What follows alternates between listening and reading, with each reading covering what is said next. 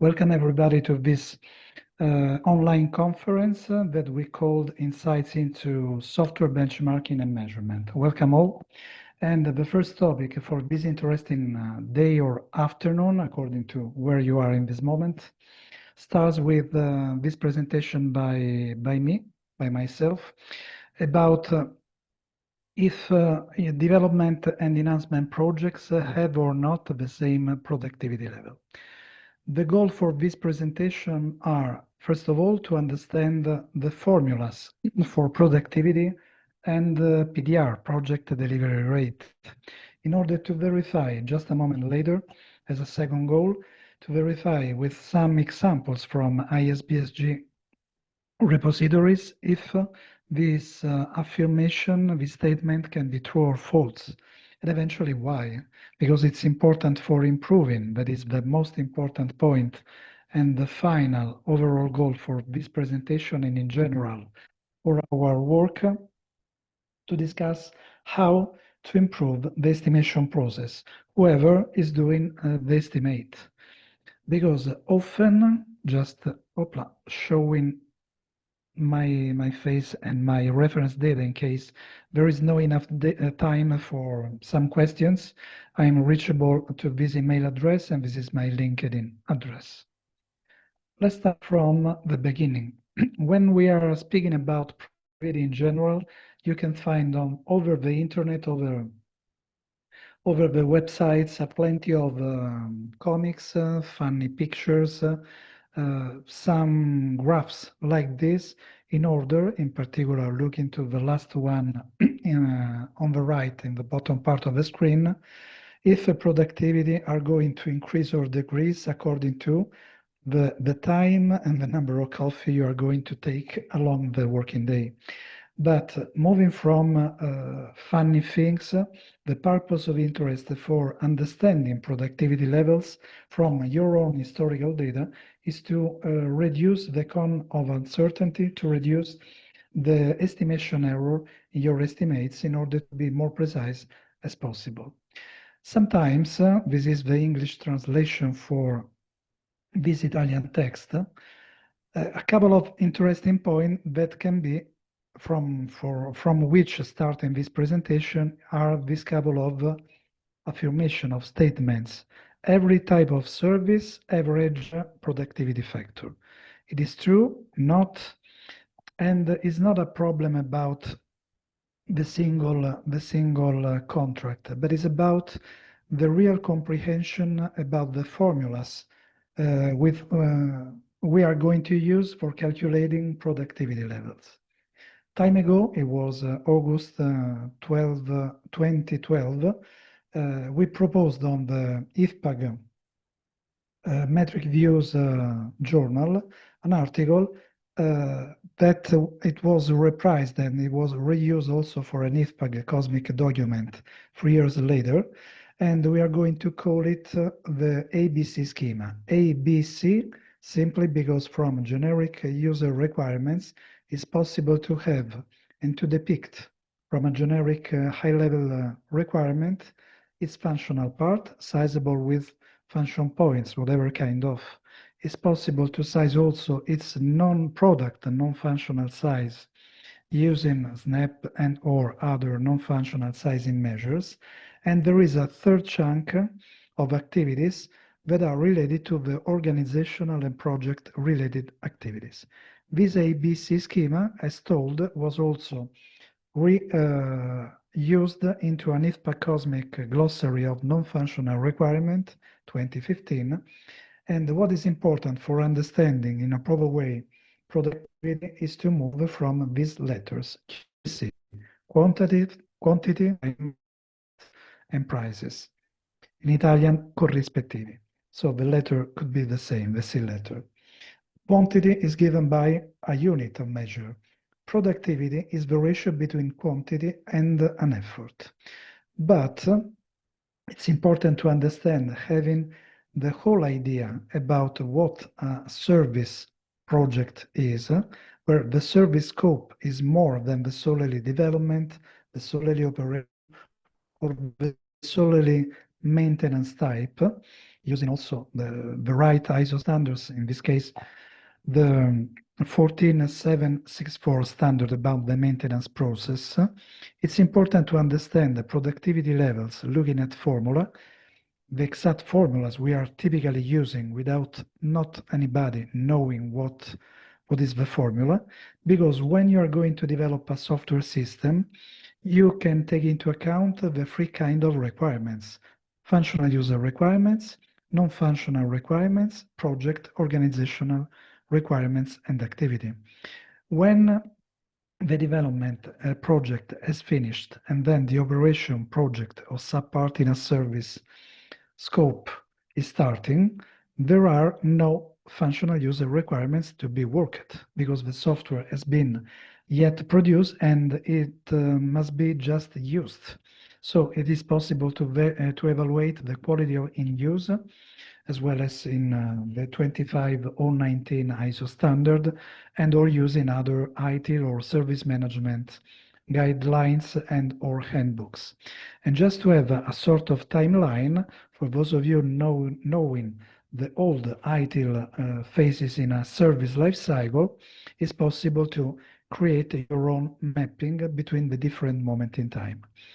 So we are going to call this first schema from development to operation and from operation to maintenance, the 1-3-2-3 schema, because just after the operation activities, it's possible to maintain a software system using corrective, enhancement, maintenance subtypes, and also here it's possible to map the different kind of requirements according to the different types of maintenance. This slide is referring to the not to the last version of the maintenance standard. Here in the middle, sorry for that, there is also a new fifth subcategory that is about the additive maintenance. And so sometimes function points can be counted where you see the A letter, sometimes not. And the explanation is very simple. If there is no modification changes about functional user requirement, also the number of function point doesn't change in that kind of projects.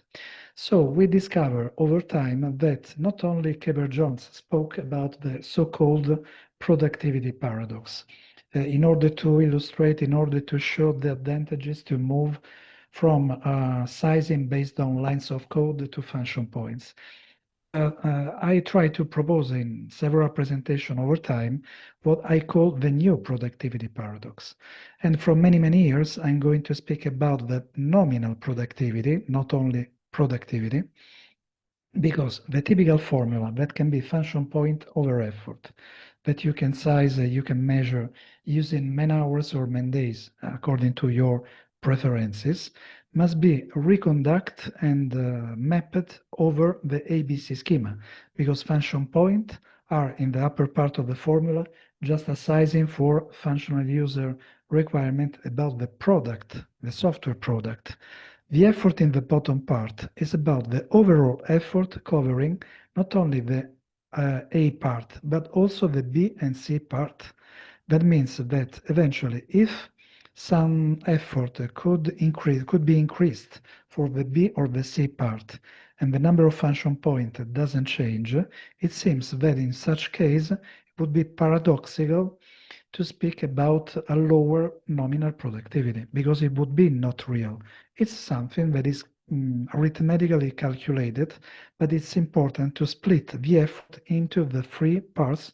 It is composed the summation of the three values, because it's important to understand which is the scope for your own project in order to calculate and to assume the right productivity level. Second productivity paradox is about the unit cost, because often in many contracts from the end of the 80s, and then reprised in many contracts also in the European Union, in many other countries, Brazil and many other places worldwide, is to propose a cost per function point. Same question, what does it measure the cost? It measures the overall project cost, including fixed and variable cost, while function points, as usual, is only, into brackets only, a number sizing The sizing, it's the sizing unit only for the product functional site. And so also here proposing elements not proportional in the upper part of the formula with the lower part of the formula seems to be paradoxical. Otherwise, increasing this kind of cost seems that the way to organize a project can be reflected only in a function point. And a paradoxical question, a particular question could be to pose yourself this question: what about zero function point projects where function point cannot be used?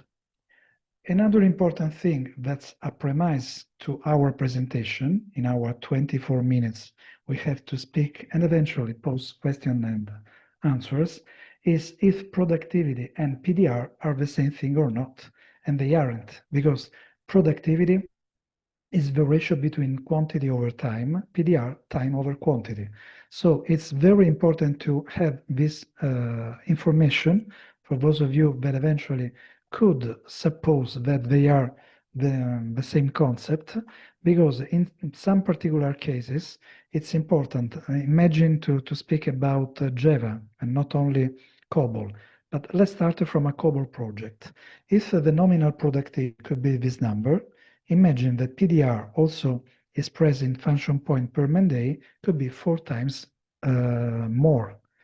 And so the absolute value could be misled eventually for taking decision for your estimation process. So it's important, couple of things, to determine the right unit of measure, also about time, being very clear in contracts, in practical activities, if you are dealing with man hours, man days, and eventually using man days, how many man hours can be included in your own country. For instance, in Italy and other countries, the standard could be 8 hours per man day. In other countries, North America, often many contracts can pose 7 hours per man day. So please do not do anything uh, as um, as assumed forever for any people, because it couldn't. And so 3 questions in our 22 minutes for discussing if development and enhancement projects can have or not the same productivity level. First question, I thought, as in many research papers, to pose the questions before and then discussing with answer all these kind of stuffs. The first question, if it is true or not that this productivity are the same. Eventually, which of these kind of projects could be more or less productive according to this definition of productivity and PDR. And eventually, and this is the last point, not less important, not less relevant, quiz the role that can determine or impact more on productivity levels. But let's start from the first question. So one finger, first finger in order to try to propose an answer and a reason, a rationale for this answer. The answer would be no, because each project has a different balancing between the effort derived by the functional user requirement, the non-functional requirement, and the project-related requirement. Because the combination of user requirements in any single requirement can assume one of these 3 types: type 1, type 2, type 3. So one generic user requirement can cope the 3 types, only the BC, only the C. And so according to the combination in a project document that your team or another team could assume as the input for doing a calculation for function points in our cases, the productivity level could be different. Another element to take into account is the distribution of effort according to the different project type and technology, not only the programming languages, because the number of functionalities typically is higher when you are dealing with, for being sized with a function point method, whatever kind of. It's higher using and sizing a management information system. When there is a web-based system, the B part probably can assume a higher value than for management information system. And when the technology, right now we could speak not only about data warehouse or business intelligence or big data projects. Nowadays, the buzzword is artificial intelligence. And so from a functional viewpoint, the number of functionalities could be very low, according also to the related effort for a functional requirement group of statements, but it would be more and more increased for the B part in particular, where the C part could be approximately quite stable, whatever the kind of project that can be used, analyzed. The second question, if typically, not as an absolute statement, but typically if development or enhancement projects are more or less productive. And so one point, trying to keep some data from the ISBSG Development and Analysis repository in the 2021 web version, moving from this initial number of projects using these filters for COBOL projects for new development projects, helped me, starting from 148 projects, to filter a bit in order to obtain a higher R-square value. And this is the scattered diagram with the points for these projects.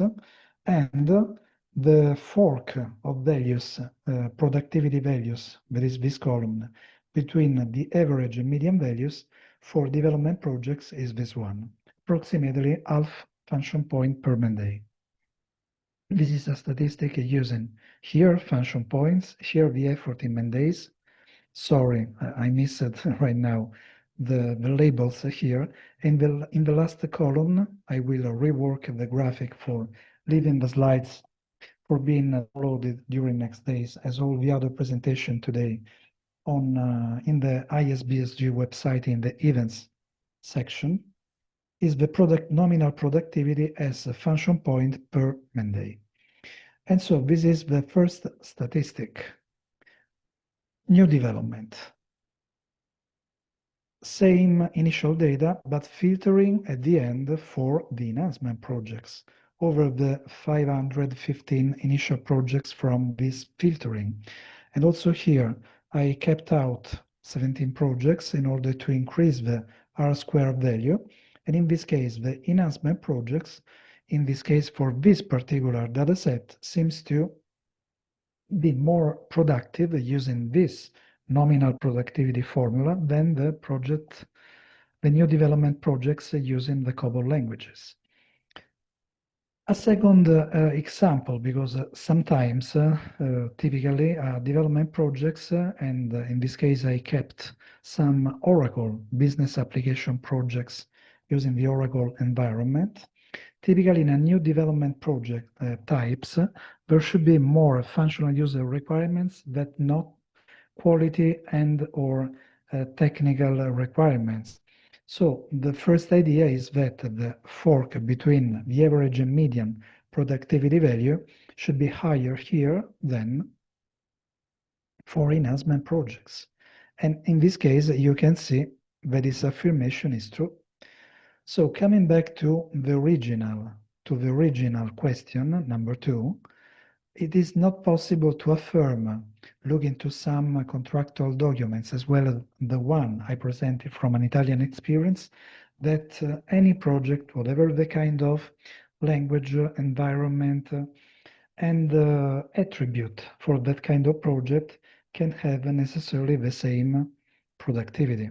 Of course, ISBSG data represent the worldwide reference for benchmarking.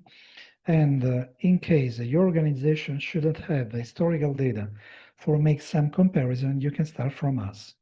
As you have seen right now, I'm the vice president for ISBSG, and any association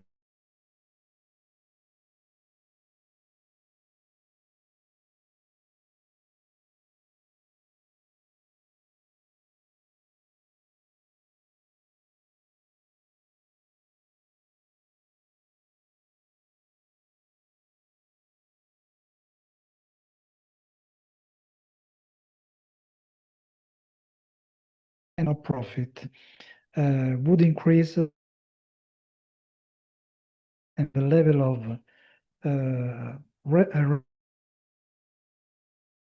in any estimation process. 40 minutes to go, because we have many interesting presentations today, and I would like to stay absolutely on time for leaving space to the other presenters today. Very interesting. Please stay here, don't break your connection for being exactly here in this conference, also for achieving your credits if you are interested in PDUs, CPDs, CHEBAS credits for the measurement specialist certification. Third question, who is the role that can mostly, and I'm going to stress the word mostly, can determine impact on the productivity levels? And here is the answer. For those of you typically working with Agile, the term customer is mostly substituted by product owner, because anyway, the people creating in the backlog, in the product backlog, the list of potential user stories to be analyzed for being inserted in any sprint planning meeting and eventually evaluated, sized, not only with function points, but whatever kind of estimation and or sizing techniques comes from here. Because it's important to understand that from requirement, also from a project management viewpoint, as we discussed it in a more recent IFPUG document that eventually you can download clicking on the hyperlink under this picture when the slides will be published over the ISBSG website, it's possible to determine from a certain operative task if this task owns to the C, to the B, or to the A requirement type. Just to give an example, the planning task is about a project management activity, so it's a C-related activity. In this example, 16 hours. The requirement elicitation can be split as a general task for 20 hours, partly for covering a functional effort, partly a non-functional product effort. We're splitting the 20 hours into 12 plus 8. And if you are going to do this kind of exercise on your own projects, the overall effort can be split in 3 absolute value, where the sum is, in this example, 278 hours, and a percentage that can allows you to determine exactly how to split in the productivity formula, which is the effort directly related to function points and not, in order to understand in a better way how your project can be compared with other similar projects. Because moreover, we are in ISBSG, and it's important to stress another last element before coming to the conclusion and some eventual question from the audience. Many of us, not only me, but many of us are part of ISO committee and contributed ISO standards. In our measurement activity and estimation activity, it's important to stress at least 3 important standards. The first of all is the 15939, that is the measurement process. Because one of the typical pity and the typical drawbacks in any projects, not only in ICT, is to do not store at the end of a project, in the closing phase of a project, as well as also the PMBOK and many other project management guides would suggest, the historization of data, project data, whatever kind of, is not done. While in this very simple but logical process, the historicization into a measurement experience-based, this is the label used and introduced in this standard for any kind of historical data, qualitative and quantitative data, should be done. And often we are not doing that. And another important value is the feedback for here, restarting, for instance, and refining some other values about, imagine, a threshold, minimum threshold for nominal productivity for the next project in your organization. So moving from this first standard, it's important also to pass to another one. That is what many of us in ISBSG, approximately 12, 13 years ago, because we started this process around 2011, 2012, we contributed to create this family of standards.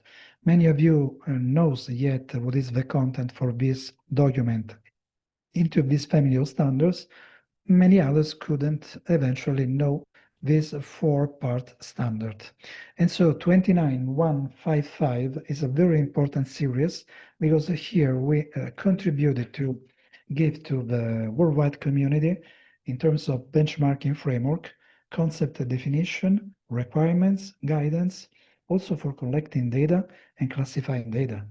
Because it's important, as well as in another ISO standard that many of us contributed to write, that is this one, the 14143 part 5, we created in particular an appendix called the chart technique, just a couple of snapshots for giving you the tips for helping your organization and your project for being classified in a proper way. So it's important to distinguish, for instance, a decision support management system from a word processing, from an email system, etc., using a series of characteristics that are mostly these three that can, using a process, introduce into one of the appendix for this standard that helps you to classify at least 16 functional domains. And so it's important to distinguish functional domains in your benchmarking process. Otherwise, also the productivity or PDR values could be confused, and you have seen also from a few extraction from real data that couldn't be never true. And so one last information before coming to the conclusion. A part of the GUFPI-ISMA group, that is action point user group, speaking about not only measurement but also measurability and estimation, helped to create before a national standard that was recently also translated into English about, and this is the table of content, about the skills and the autonomy and responsibility for a so-called measurement specialist. This is a competence, this is a skill. It's not necessarily a role, but even if you are a project manager, a business analyst, a tester, anybody should measure for his, her own tasks.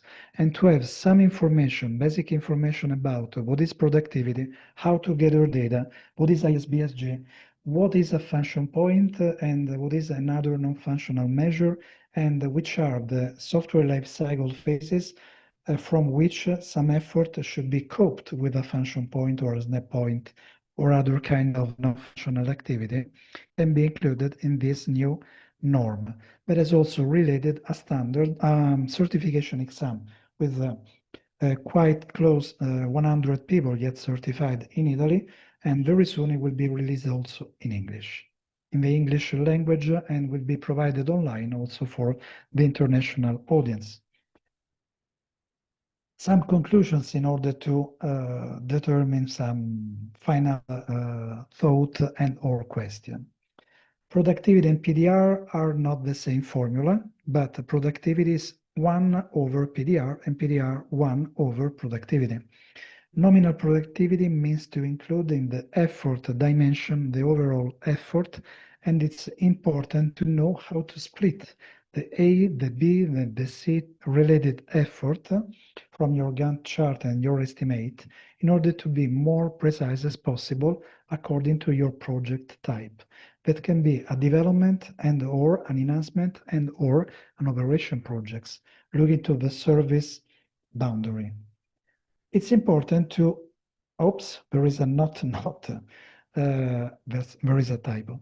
Projects have not all the same productivity level or PDR level. So it's important to distinguish the values.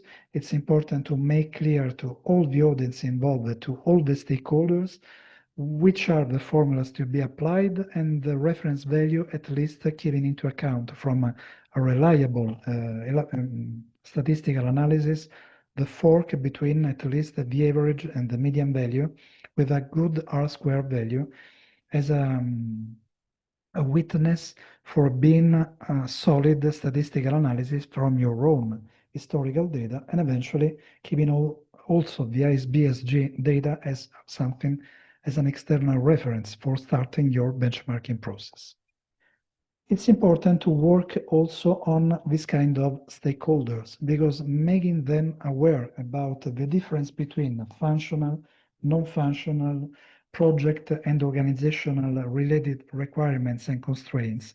It's important because any requirement can have a different impact on times, efforts, and then on productivities and or PDR.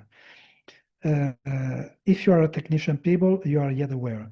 But are you sure that your customer or product owners is also on the same line? And so the final point is this one, because standards, and these are just the three main standards to be coped with our data, can be something helping a lot.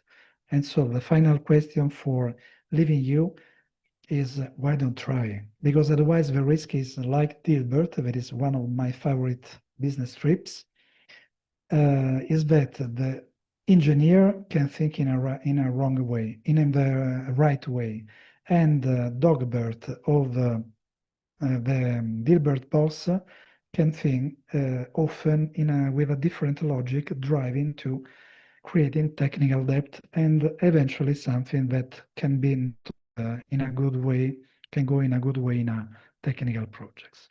So thanks a lot for your attention. 3 minutes eventually for some question if you want.